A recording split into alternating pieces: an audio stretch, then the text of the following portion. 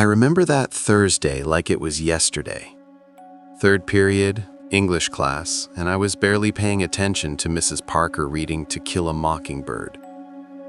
The sunlight streamed through the blinds in long, thin lines across the desks. Dust motes floated lazily in the air, catching the light. Half the students were doodling. Some were scrolling on phones, others were staring out the window waiting for lunch. I was one of them, bored, restless, thinking about snacks and freedom. At first, everything seemed normal. The hum of the fluorescent lights, the quiet rustle of papers, the faint smell of chalk and old books. I could hear someone tapping a pencil nervously, a pen clicking, a chair squeaking. I remember thinking that the day was just dragging on. Then I noticed the hallway outside the window. There was movement. Just a shadow, really. But it seemed off. Too deliberate. Too slow. I shrugged. Probably just a janitor or maybe one of the upperclassmen. Then the intercom buzzed. Sharp. Panicked. "This is not a drill. Lockdown, now." I froze. Students froze. Mrs. Parker froze for a split second, then sprang into action. Lights went off, blinds slammed down, chairs scraped as we were herded into the far corner. I pressed myself into the wall, knees drawn up, back against the cold linoleum. Phones off, eyes wide. The air felt heavier, like it was pressing down on our lungs. The school seemed to hold its breath. No fans, no fluorescent hum, no faint noise from the cafeteria. Just silence. Then I heard it. Footsteps. Slow. Heavy. Deliberate. Echoing down the hall outside our door. Whoever it was, they weren't running. They weren't scared. They wanted us to hear them. The doorknob rattled. A fist pounded. A voice snarled, "I know you're in there. Open up." Two girls began to sob. Mrs. Parker shushed them, but her hand shook. The banging grew louder, angrier. The handle twisted, like someone was trying to force the door open. Then scraping. Slow, metallic, dragging along the wood. My stomach turned.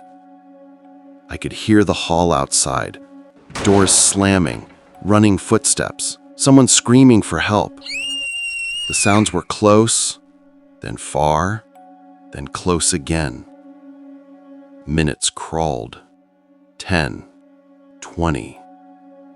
My mind raced. Who was this man? Armed, angry. Did he know we were here? Every shadow seemed alive. Every creak of the floor made me jump. Then came the strange part. Breathing. Not ours. Not Mrs. Parker's. Not any of the students. Deep. Uneven. Slow. Circling the classroom. My skin crawled. I could feel it moving around me, warm air brushing my neck. And then a whisper. "Open the door." I froze. Nobody else heard it. Only me. My heart thundered. I pressed myself harder against the wall. My classmates whispered prayers, tried to calm themselves. I couldn't. Time distorted. Every second stretched like an hour.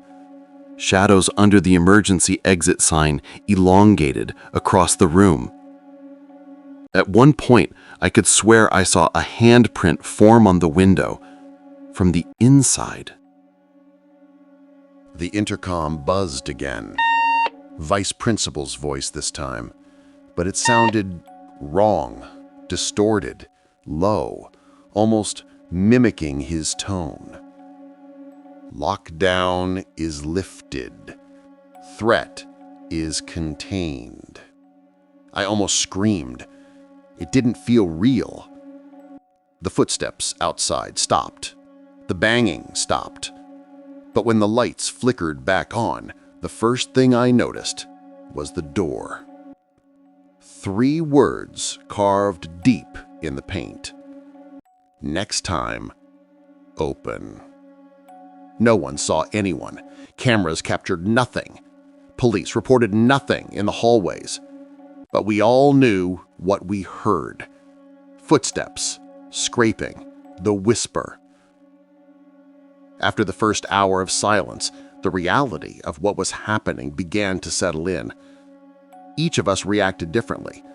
Some students whispered quietly to themselves, trying to maintain calm, repeating prayers or reciting lines from the book Mrs. Parker had been reading. Others stared at the shadows, wide-eyed, as if expecting someone or something to emerge. I remember sitting next to a boy named Jason. Normally loud and joking, now he sat perfectly still, staring at his shoes. Every now and then he'd twitch, like the sound of a chair squeaking or a footstep outside the classroom had pierced straight into his bones. A girl across the room, Emily, was shaking so hard I thought she might pass out. Mrs. Parker held her hand, whispering reassurance, but the fear in her voice betrayed her.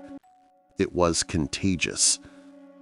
I began to notice little things that didn't make sense. The shadows in the corner seemed too dark, almost solid. When I blinked, I swore they had shifted closer.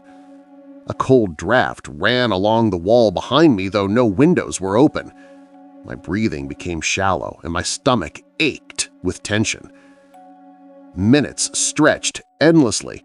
It felt like we had been there for hours already, but glancing at the clock told me only 40 minutes had passed. Something was wrong with time.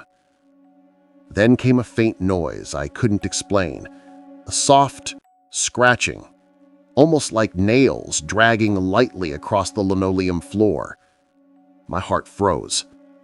Everyone else seemed oblivious, but I could hear it clearly, circling the room. My stomach churned. From our corner, we could occasionally hear sounds from the hallways. Doors banged, echoing as though something heavy was moving down the corridor. A scream. Short, sharp, stopped abruptly. Then silence. Mrs. Parker tried to reassure us, whispering that the police were handling it, that the intruder would be caught. But I could feel the tension in her voice. Every creak of the floor above, every thump down the hall made my pulse race. At one point, I thought I saw a shadow move across the doorway. Too tall to be any of us, too slow to be human. My mind screamed it was my imagination, but the hair on my arms stood up. The whisper came again, faint, almost beneath my hearing. "Open the door." Time stretched further. Another 30 minutes passed, or maybe an hour, I couldn't tell. My sense of reality was bending under the weight of fear. Shadows danced where there should have been none. The faint scratching continued in irregular patterns, always out of reach, always circling. It was subtle at first, small anomalies.